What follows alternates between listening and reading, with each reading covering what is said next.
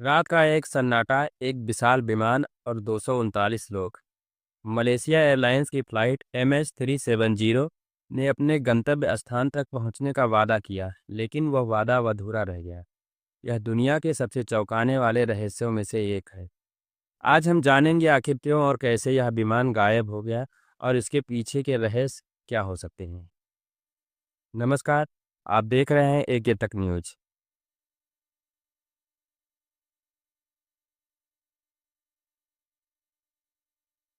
हमेशा की तरह यह एक सामान्य रात थी। 8 मार्च 2014 मलेशिया एयरलाइंस की उड़ान MH370 ने कोलालमपुर अंतर्राष्ट्रीय हवाई अड्डे से 4335 किलोमीटर दूर चीन के बीजिंग के लिए उड़ान भरती है।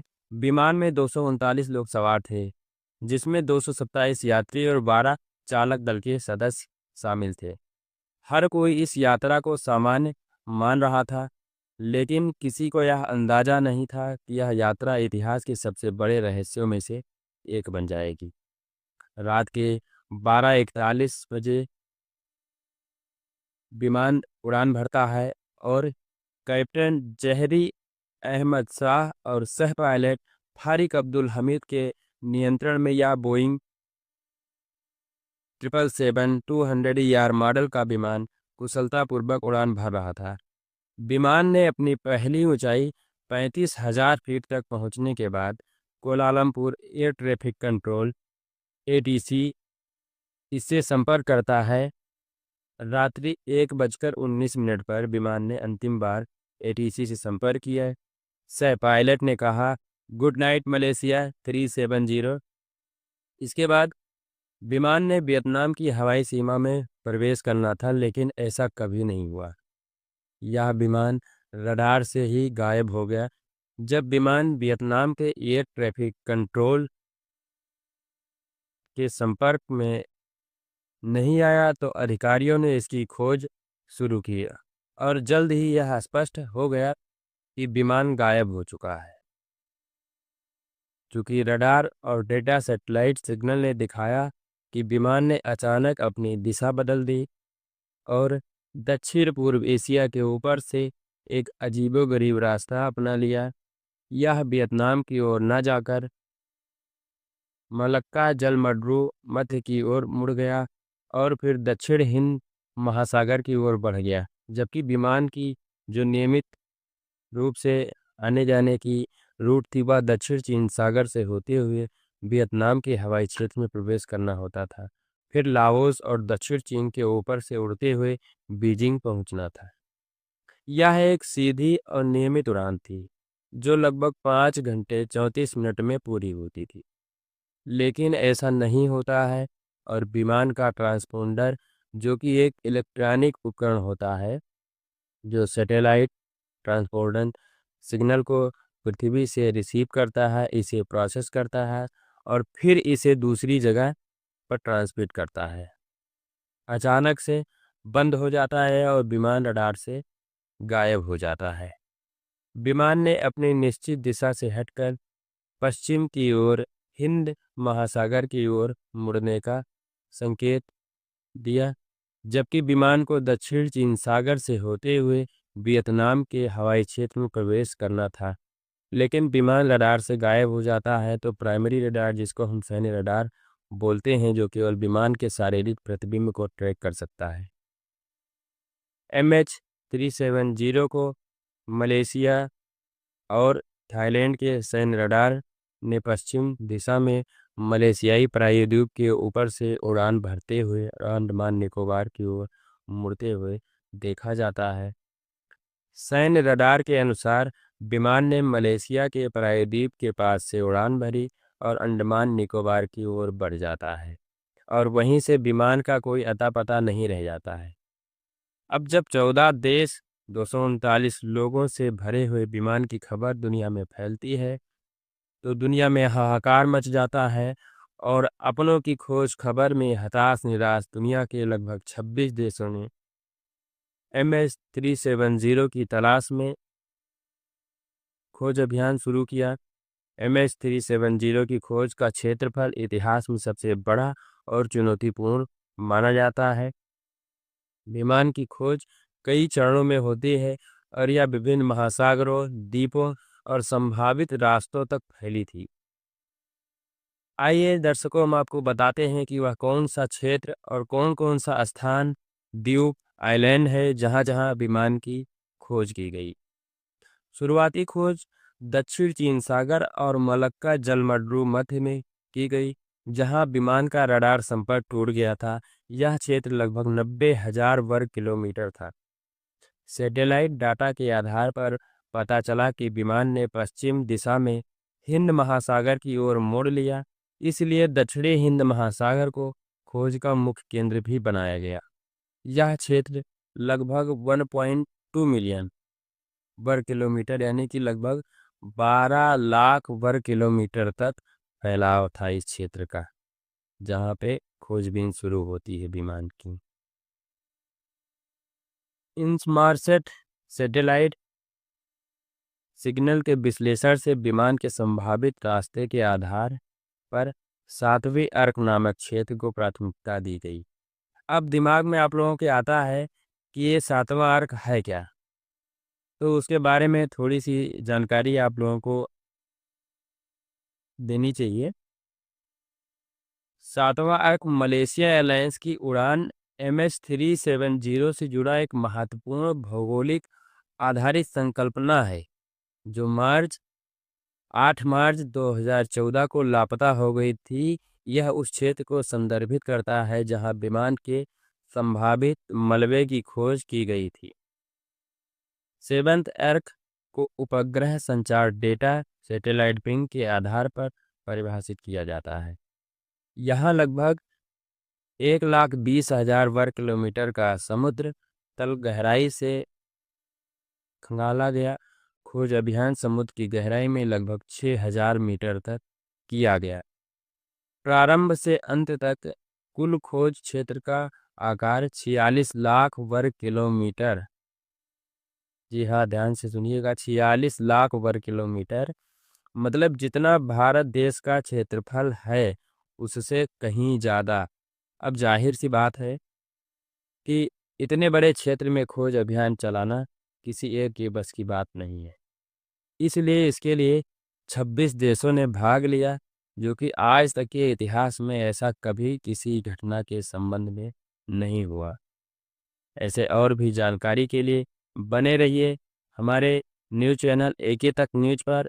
न्यूज़ चैनल को सब्सक्राइब जरूर करें ताकि ऐसी जानकारी आपको सबसे पहले प्राप्त हो सके। आइए आगे की घटना जानते हैं। चूंकि आप भी जानते हैं कि इतने बड़े क्षेत्र में खोज करने के दौरान बहुत सी कठिनाइयों का सामना भी करना पड़ा होगा। आखिर वह कौन सी कठिनाइयां थीं, उनके बारे में भी हम लोग बात करेंगे। सबसे पहले कठिनाई जो थी वह कि हिंद महासागर का तल बहुत ही गहरा और ऊबड़-खाबड़ था। खराब मौसम, तेज लहरें, तेज धाराओं के साथ खोज अभियान चलाना ये बहुत बड़ी एक चुनौती थी अपने आप में, क्योंकि विमान का ट्रांसपोंडर बंद होने और ब्लैक बॉक्स जैसा कि आप सब जानते हैं हर विमान में ब्लैक बॉक्स होता है। थोड़ी सी जानकारी उसके बारे में भी आप लोगों को देनी चाहिए।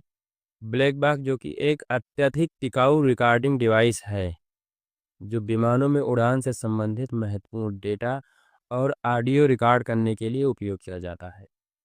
इसका उपयोग विमान दुर्घटना के बाद घटना की जांच और विश्लेषण के लिए किया जाता है। इसे फ्लाइट डेटा रिकॉर्डर और कॉकपिट वॉइस रिकॉर्डर CVR के नाम से भी जाना जाता है। इसका सिग्नल खत्म होने के कारण सटीक स्थान निर्धारित करना असंभव हो गया था किसी भी कंपनी के लिए, किसी भी देश के लिए। उस विमान का पता करने के लिए ब्लैक बॉक्स का पता होना, ब्लैक बॉक्स का मिलना बहुत ही ज़रूरी था, लेकिन ऐसा नहीं हो पाया। खोज में कई सारे उपकरण और भी उपयोग किए जाते हैं, आइए उसके बारे में आगे हम बात करेंगे। खोज में सोनार उपकरण, यह भी एक तकनीक है जो ध्वनि तरंगों, जिसको साउंड वेव्स का उपयोग करके पानी के नीचे की वस्तुओं का पता लगाने, उनकी स्थिति का निर्धारण करने और दूरी मापने के लिए उपयोग किया जाता है। सैटेलाइट डाटा DC रोबोटिक का इस्तेमाल किया गया, लेकिन ठोस सबूत नहीं मिले। 2015 और 2016 में हिंद महासागर के तटीय क्षेत्र रीयूनियन, मोजाम्बिक, मेडागास्कर में विमान के कुछ टुकड़े पाए गए। हालांकि विमान के मुख्य मलबे और ब्लैक बॉक्स का आज तक पता नहीं चल पाया है। रोचक तथ्य एक और भी है, दर्शकों को मैं बताना चाहूँगा कि इतने बड़े अभियान में कितना खर्चा आया होगा, क्योंकि इतनी बड़ी घटना होती है तो हमारे दिमाग में ये चीज़ें भी आती हैं। इतने बड़े अभियान में कितना खर्चा आया होगा, कितने उपकरण उपयोग किए होंगे। तो उसके लिए उसके बारे में जानिए आप लोग। खोज अभियान पर अब तक लगभग 200 मिलियन अमेरिकी डॉलर खर्च किए गए, क्योंकि यह राशि विभिन्न चरणों और अभियानों में खर्च की गई। उसका संक्षिप्त जानकारी हम आपके सामने उपलब्ध करवा रहे हैं, आपसे साझा कर रहे हैं। इस खोज अभियान पर अब तक लगभग 1716 करोड़ रुपए खर्च किए गए। जी हाँ, 1716 करोड़ रुपए लगभग खर्च किए गए हैं। हालांकि यह राशि विभिन्न चरणों और अभियानों में खर्च की गई। कहने का मतलब इतनी राशि एक साथ नहीं खर्च की गई थी। जब जब जांच शुरू हुई, कई कंपनियों को टेंडर दिया गया। इस तरह से टोटल खर्च जो 1716 करोड़ रुपए आज तक के लिए आए। इस खोज अभियान में कई देशों ने मदद भी की, पैसे से, संसाधन से, जिससे जो हो पाया उसने वो मदद की। लगभग 26 देशों ने मदद की, जैसा कि मैं वीडियो में पहले भी बताया हूँ। इसमें मुख्य रूप से ऑस्ट्रेलिया ने 94 मिलियन अमेरिकी डॉलर की मदद की, जो लगभग 780 करोड़ रुपया। मलेशिया ने लगभग 70 मिलियन अमेरिकी डॉलर की मदद की। इसका भारतीय मुद्रा में लगभग 581 करोड़ रुपए होते हैं। ऐसे ही चीन ने लगभग 20 मिलियन अमेरिकी डॉलर की मदद की, जो रुपए में 166 करोड़ रुपए होते हैं, क्योंकि सबसे अधिक चीनी यात्री भी थे और ये फ्लाइट डेली रूटीन में आनी जानी होती थी, Malaysia to Beijing, China. Indonesia, France, America, इन लोगों ने भी संसाधन उपलब्ध कराए, पैसे भी उपलब्ध कराए। दर्शकों, यह था पहले चरण का। हमने आपको बताया दूसरे चरण की खोज 2018 में शुरू होती है। 2018 में मलेशिया ने निजी कंपनी ओशियन इन्फिनिटी, जी हाँ ध्यान से सुनिएगा, मलेशिया की ही एक निजी कंपनी ओशियन इन्फिनिटी के साथ एक नई खोज का कॉन्ट्रैक्ट होता है, अनुबंध होता है। यह अभियान इस बेस पे आधारित होता है, नो फाइंड नो फीस। मतलब अगर मलबा नहीं मिलता है तो कोई भुगतान नहीं होगा, मलबा मिलता है तो आपको भुगतान किया जाएगा। इस चरण में भी, इस खोज में भी 70 मिलियन से अधिक खर्च आता है, 70 मिलियन से अधिक खर्च आता है। यह इतिहास का सबसे महंगा खोज अभियान है। आज तक के इतिहास में MH370 की खोज अभियान ने एयर फ्रांस फ्लाइट, एक घटना और हुई थी, एयर फ्रांस फ्लाइट 447 की खोज लागत जो सिर्फ 50 मिलियन डॉलर की थी, उस समय उसको भी पीछे छोड़ दिया। यह अभियान आधुनिक विमान इतिहास में वित्तीय और तकनीकी दोनों दृष्टिकोण से अभूतपूर्व रहा है। अब एक विचार और आता है कि इतना सब कुछ होने के बाद एक सवाल यह उठता है कि क्या विमान के रखरखाव, नियमित देखभाल में कहीं कोई कमी तो नहीं हुई जिसकी वजह से कहीं घटना घटी हो? तो इसका जवाब है ना, क्योंकि जांच से यह स्पष्ट हुआ कि विमान की नियमित देखभाल उस समय के मानकों के अनुसार की गई थी। हम आपको यहाँ उससे जुड़े हुए कुछ तथ्य बताएंगे। MH370 में इस्तेमाल किया गया बोइंग 777-200 ER विमान का अंतिम नियमित निरीक्षण 23 फरवरी 2014 को हुआ था। जो विमान की जांच हुई थी, मतलब घटना के 13 दिन पहले। मलेशिया एयरलाइंस ने बताया कि यह निरीक्षण उनके रखरखाव कार्यक्रम के अनुसार ही किया गया था और कोई बड़ी समस्या नहीं पाई गई थी उस समय। इस विमान का अगला निरीक्षण 19 जून 2014 को निर्धारित था, जो यह दिखाता है कि विमान समय पर और अच्छे रखरखाव कार्यक्रम के तहत चल रहा था। लापता होने से पहले 19,000 घंटे से अधिक उड़ान भर चुका था बोइंग 777-200ER का डिजाइन और रिकॉर्ड इस दुनिया के लिए सबसे सुरक्षित विमानों में से एक माना जाता है। विमान की उम्र लगभग 12 साल होती है।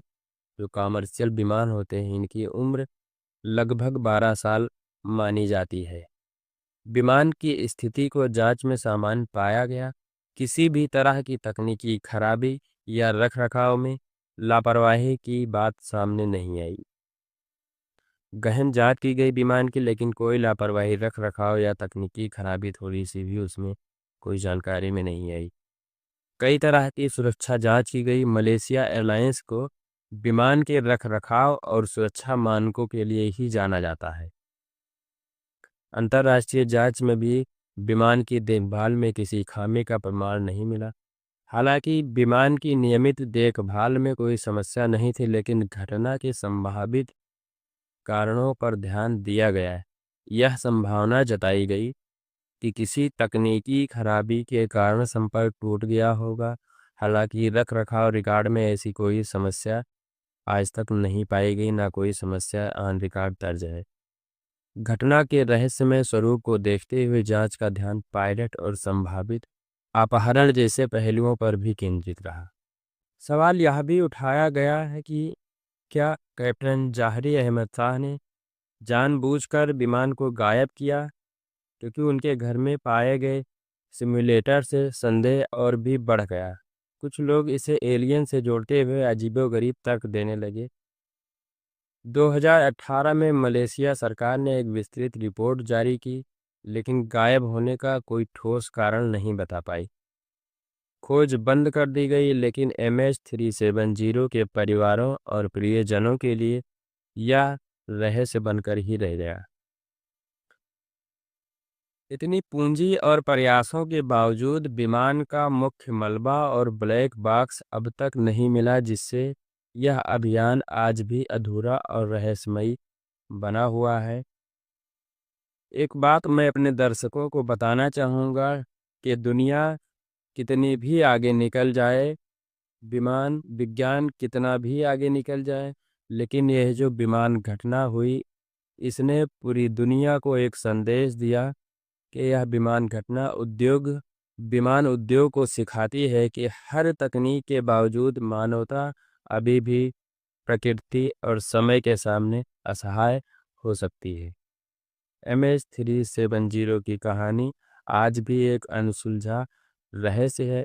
यह सवाल उठाती है कि क्या हम कभी यह जान पाएंगे कि उस रात वास्तव में क्या हुआ था। ऐसी ही कहानियाँ और ऐसी ही घटनाओं की जानकारी के लिए हमारे चैनल AK तक न्यूज़ को आप लाइक, शेयर एवं सब्सक्राइब ज़रूर करें, जिससे हमेशा ऐसी जानकारी आप लोगों तक पहुंचती रहे। नमस्कार।